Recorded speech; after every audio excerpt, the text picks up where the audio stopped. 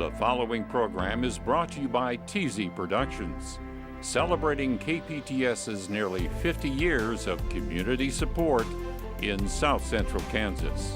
Great starts here on KPTS. Brought to you by Central Security Group, your experts in home automation, security, and peace of mind. View video on your smartphone and control your home's lights, locks, heating, cooling, and more. Security app compatible with Apple Watch and Amazon Echo. Program support provided by the F. Price Kosman Memorial Trust, Entrust Bank trustee, bringing you the Kansas Wild Edge segments on Positively Kansas. It's time for Positively Kansas. This week, I was shocked. I couldn't believe what I was reading. she lives 70 years thinking she's black and then suddenly discovers she's actually white. How this bombshell discovery has changed her life and what others can learn from it coming up. Also, it's been a much bigger financial, emotional, all kind of, everything undertaking than we originally planned. but they're now sowing seeds of success. Kansas has a lot of wheat and corn farmers, but you're about to meet the state's only coffee farmer. Discover how he does it and how his farm is transforming lives and bringing his family closer together. Plus, you might call it Uber for your yard. This Wichita entrepreneur is turning the lawn care industry on its head with a new way to match mowers with homeowners, and it's gone nationwide. Mike Blair explores the joys of kids and fishing on Kansas waterways. And Miss Teen USA is a Wichitan and is here to share her story. I'm Sierra Scott. A power-packed half hour is coming your way. Positively Kansas starts right now.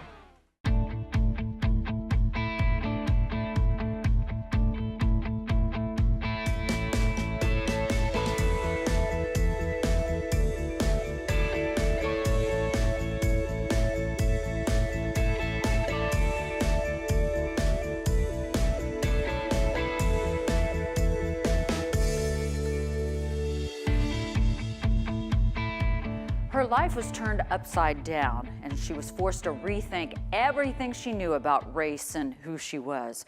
In the process, this Kansas native discovered the divide between black and white isn't as stark as many believe.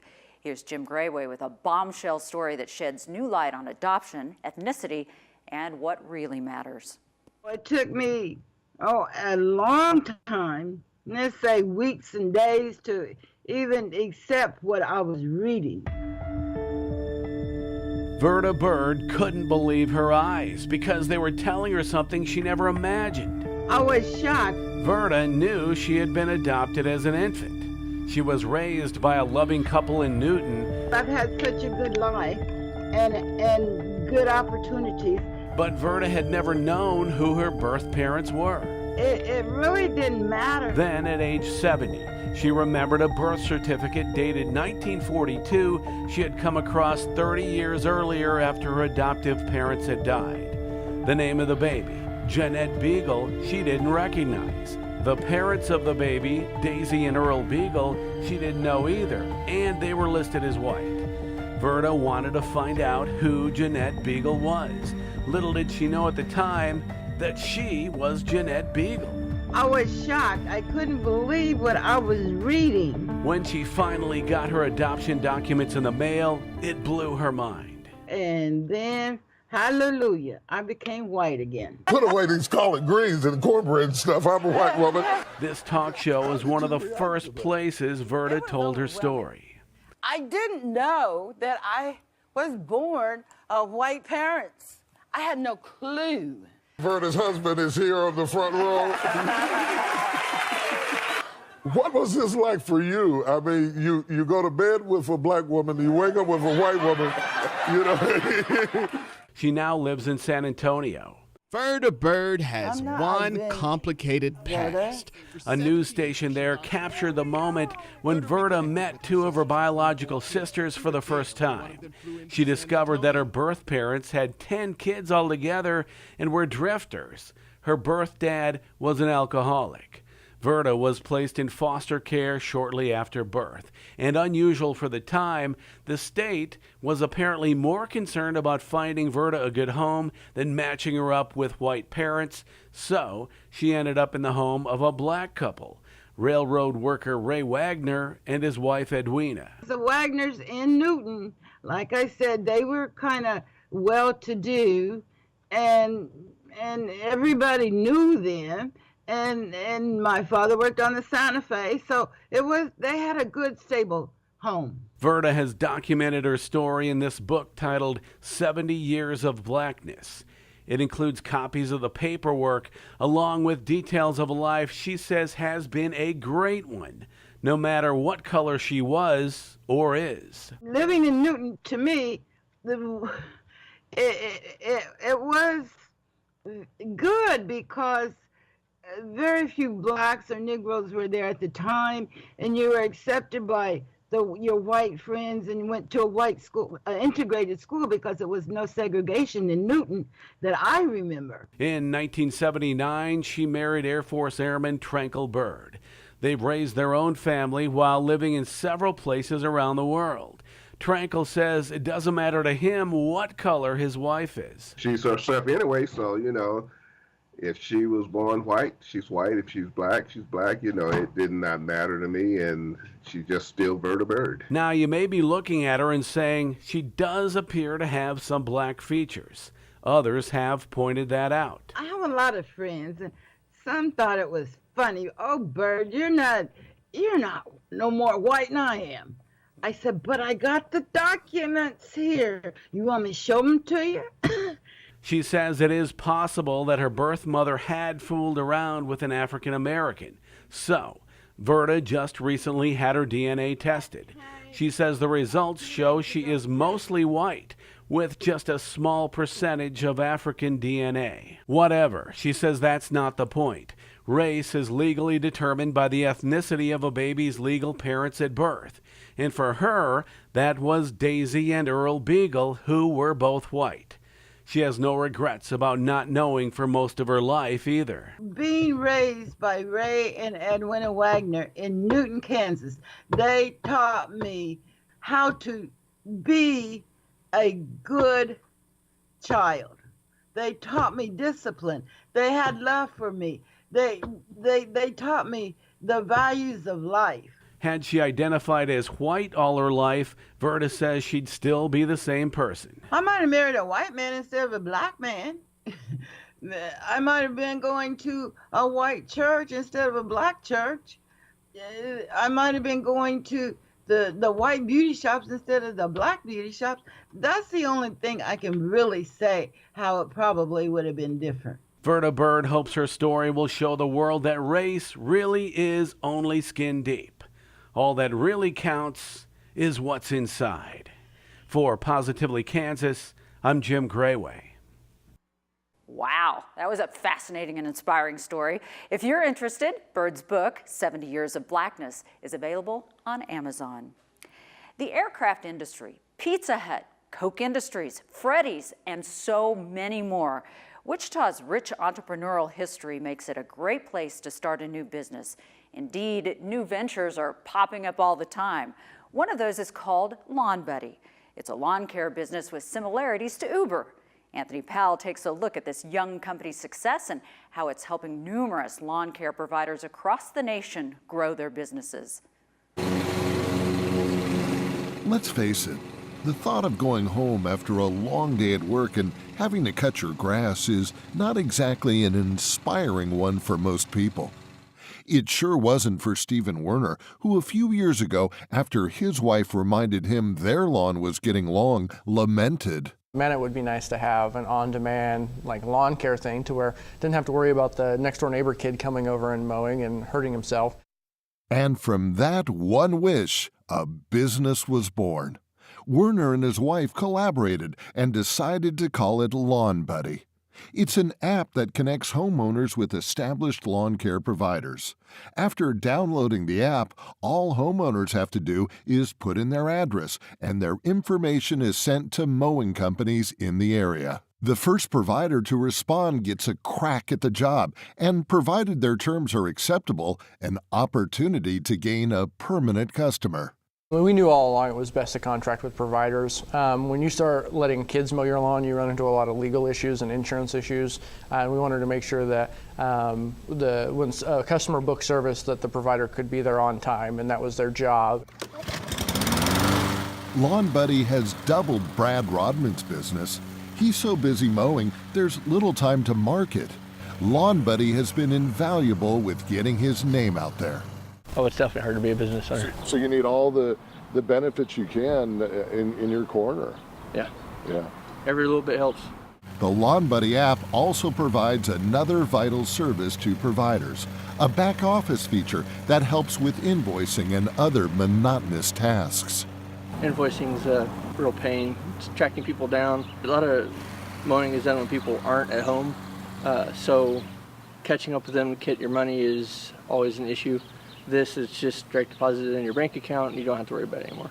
Lawn Buddy makes its money by charging providers a percentage fee on new customer leads and back office transactions. Meanwhile, it's not just local lawn companies and homeowners that are being helped. Lawn Buddy in just a few years has already expanded into 47 states. We were hoping to bring on 300 providers by the end of this year, and right now we're projected to almost do 1,000. The company is currently doing business with nearly 1,400 providers and 6,500 homeowners. But of course, like any business, there have been ups and downs. To keep expenses down, Lawn Buddy employs just a handful of people, including Werner and his partner Phil Matthew. That's not a lot of people power to handle all there is to do on a daily basis. Everyone gets to see like the glitz and glam of entrepreneurship, you know, of when you're on cloud nine. Nobody really sees when we're all in here trying to figure out how we're going to make everything work and how we're going to get through next month, right? But through it all, Werner says he couldn't be more proud of his business, especially the way it's helped countless homeowners and lawn care companies. And he's deeply honored to have joined the Air Capital's legacy of entrepreneurialism. But it's been here in Wichita. It's not, we didn't farm it out to another country. We didn't farm it out to the East Coast or West Coast. It was all developed here by local talent. As for the future, the folks at Lawn Buddy say they'll continue trying to penetrate more and more markets across the country. They also haven't ruled out working with other types of providers, such as window cleaners or pool cleaners.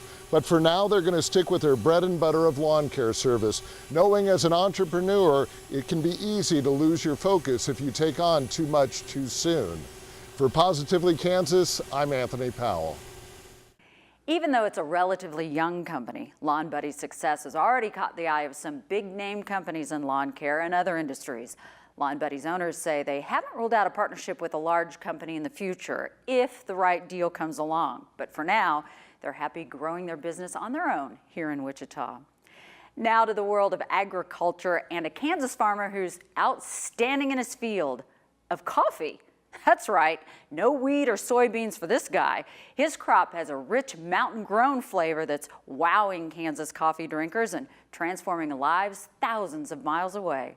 Jim Grayway has the 411. Time for coffee! Coffee time. My dreamy friend, it's coffee time. This beloved drink has been a favorite for centuries. In the mood for hot coffee? When you are, nothing else will satisfy. But you know, up until a decade or two ago, the mass market brands were about all there was. I just can't seem to make good coffee. Oh, good coffee is no problem if you use the coffee with better flavor. Folgers. This is perfect. He doesn't talk about my coffee that way. This is Maxwell House. Been around as long as that clock. I think it tastes best. And while a lot of people still like the classics, the coffee business has exploded with more varieties and flavors than you can shake a swizzle stick at. The list now includes Legacy Farms coffee. It's grown by the Williams family of Kansas. Well, I think we've been blessed because it just seems like it just keeps growing. Here the Williamses are at their headquarters. That's the family farm near Mound Ridge. But their coffee farm is actually in Cerro Bueno, Honduras. Ashley, he's the father, he says he was on a mission trip there a few years ago helping build homes when he got the idea of buying a coffee farm and providing some good jobs to people in this impoverished nation. The idea is not to create something that's just giving. I want to be helping, and in saying that, I like the Chinese proverb: if you give a man a fish, he'll eat for a day. If you teach a man a fish, he'll have a way to eat for his life. So he bought some prime coffee growing land high on a hill, and the entire family, that's Ashley, his wife Julia, and sons Jonathan and Eli, all headed south.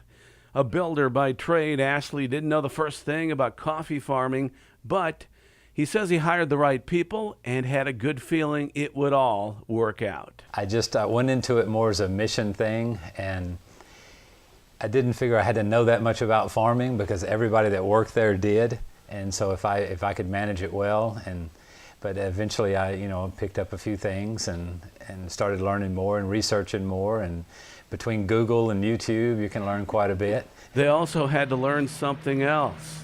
Coffee has a flavor, an aroma, a deep down satisfying goodness all its own. Before we went, we didn't drink coffee, and then we were yeah, so it makes it even crazier that we would do this. No, Ashley was a Dr. Pepper guy through and through, and we were there for a month or something, and I said, Ashley, we probably should learn to drink this if we're making this much of a sacrifice to do all this. And so at first we sugar, milk, creamer, that kind of stuff, and then Ashley kind of has become a snob about it and likes it black. So no, I really like coffee now. They split their time between Kansas and Honduras. The coffee farm employs a dozen or so workers. The Williamses say they insist on paying each one a living wage and also give them chickens to feed their families. We're trying to give things like sewing machines. We gave Anna a sewing machine, and she's made us some aprons with it. And so now some of my customers are wanting to buy those aprons. And we give Juan Carlos a corn grinder, so now his wife's able to make tortillas and sell to the public, or grind corn for the public. And so I want to teach somebody to help themselves. But to bring in the money to do all that, they had to do more than just grow the coffee. They had to sell it at a decent price. So with a great story to share, Ashley approached the spice merchant in Wichita, and that was the beginning of a great partnership. I've never even asked them how much they want for their coffee. I just say, well, take it, tell me how much it is, and we'll write you a check. Owner Bob Baywee says he loves the Williams' business model of making the welfare of employees a priority. But he says if the coffee weren't any good, he wouldn't be selling it in his store. It's a great family, an amazing story. And the coffee is super, super coffee. The flavors are so complex. I've been drinking it at home this last week since we roasted up the coffee when it came in, and I'm in love. Legacy Farms coffee is more than just mountain grown or good to the last drop. It's organically grown to protect the local environment of the Honduran people, and it aims to be an economic lifeline to families there thanks to the efforts of this family from Kansas. Near Mound Ridge, I'm Jim Grayway for Positively Kansas. You can learn more about Legacy Farms Coffee at legacyfarmscoffee.com. You can also buy coffee there. No matter what the season, taking your kids or grandkids fishing on a Kansas lake or river may be just what the doctor ordered this weekend. In this week's Kansas Wild Edge Report, Mike Blair shows us how wetting a few lines offers a great potential for togetherness and enjoying the beauty of nature.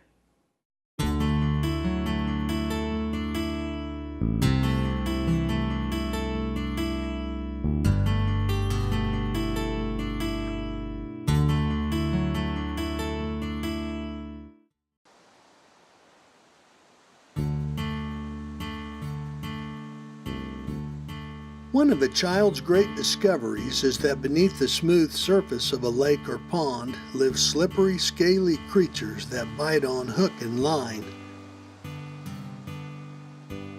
Fish.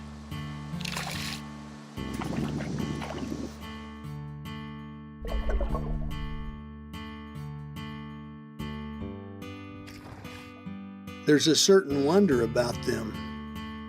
Unseen except for an occasional ripple, unheard but for a slurping strike deep in cattails, they lurk in dark water awaiting the offerings of a most special kind of person, a fisherman.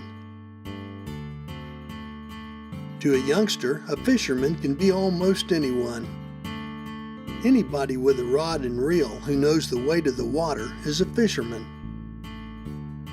Anyone who can spade a wedge of earth to collect worms, or even a dad or mom who's fresh from the sporting goods store with the uncertain prospect of their own first fishing trip, qualifies. And that's faith. It's the reason, too, that fishing is made for kids. They possess the imagination that makes fishing a real old-fashioned adventure. The kind that makes chasing grasshoppers through meadow grass an exciting prerequisite to baiting a hook. Or the kind that leaves Sesame Street forgotten in favor of a ride in a rowboat. Or best of all, one which lets them know they're big enough to be part of such an important outing. You remember how it was, don't you? Your first fishing trip when someone introduced you to what has become a way of life? Nothing was better than waiting before a spread of colorful bobbers, and nothing beat it when they danced to striking fish. The bouncing tip of a fishing pole expanded a youngster's world like nothing else. All children need a chance like that. A chance to be in the open air, to study the way that ripples spread on water. A chance to wade barefoot in a creek, or to turn over rocks in search of crickets. A chance to hear the redwings conqueree, and to watch the birds build their nests in waterside reeds. Or to get to know their own families and friends in the special way that only fishing allows.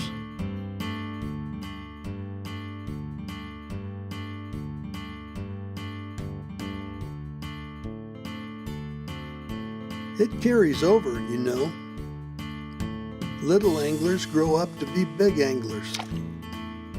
Gender makes no difference. Men and women alike enjoy the thrill of fishing.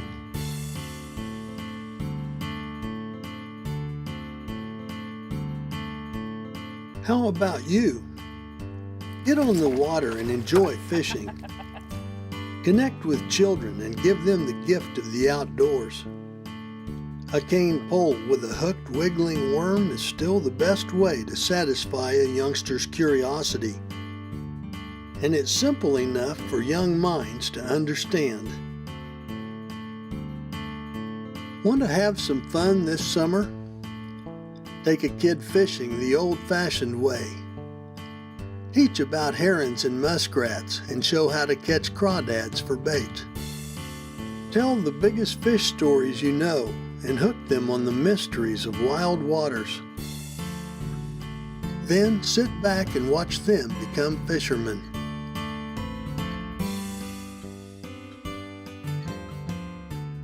I'm Mike Blair for Positively Kansas.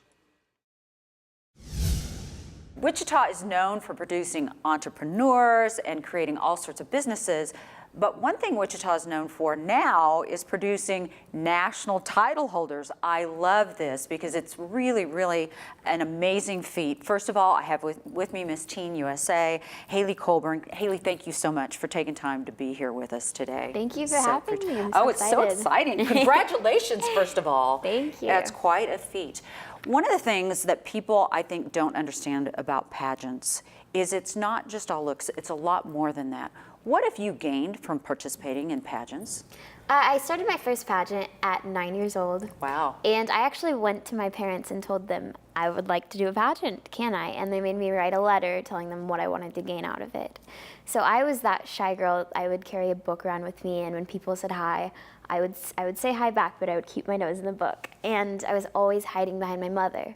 So my initial reason for wanting to compete in pageants was to gain that self-confidence and that sociability that is just beneficial for life, period. And through pageantry, nothing really makes me nervous anymore after being on a stage like that. And on-stage question, oh my goodness, being able to just come up with an answer and speak in front of thousands of people. So undoubtedly, just confidence and enthusiasm for just putting myself out there in front of people. Well, you're incredible because I watched it being streamed live. It was so fun to watch. Did you have a feeling that you might win, or was this a shock to you too?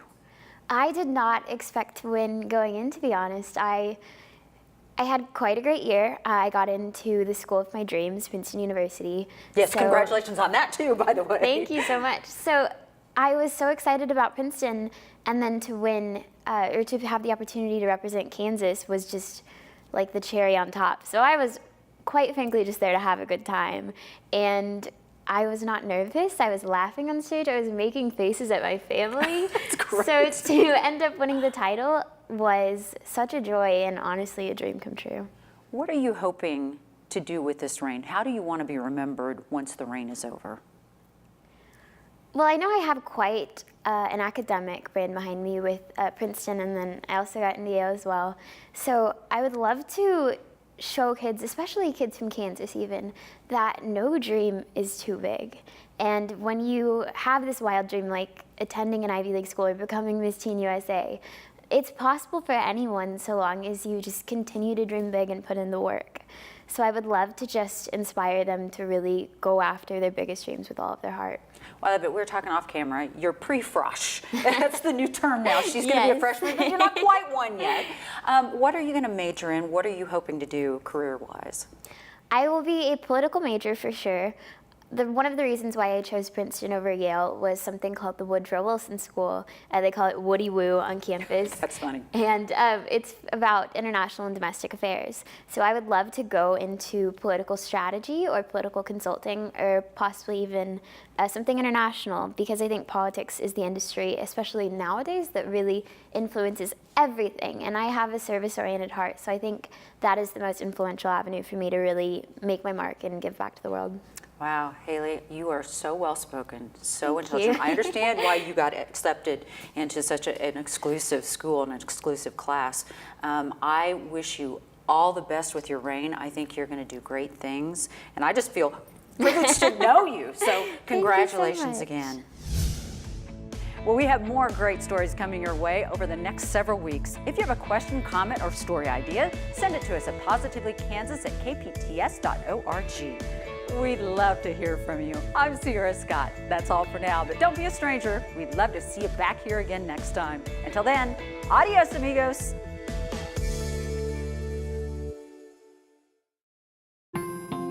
Program support provided by the F. Price Kosman Memorial Trust, Entrust Bank trustee, bringing you the Kansas Wild Edge segments on Positively Kansas. Brought to you by Central Security Group, your experts in home automation, security, and peace of mind. View video on your smartphone and control your home's lights, locks, heating, cooling, and more. Security app compatible with Apple Watch and Amazon Echo. The preceding program was brought to you by TZ Productions, supporting KPTS and the communities it serves in South Central Kansas. Great starts here on KPTS. For a free copy of this program, become a new member of KPTS for a $40 contribution. If you are already a member, just send $25 for shipping and handling. Be sure to include the program's name, date, and time.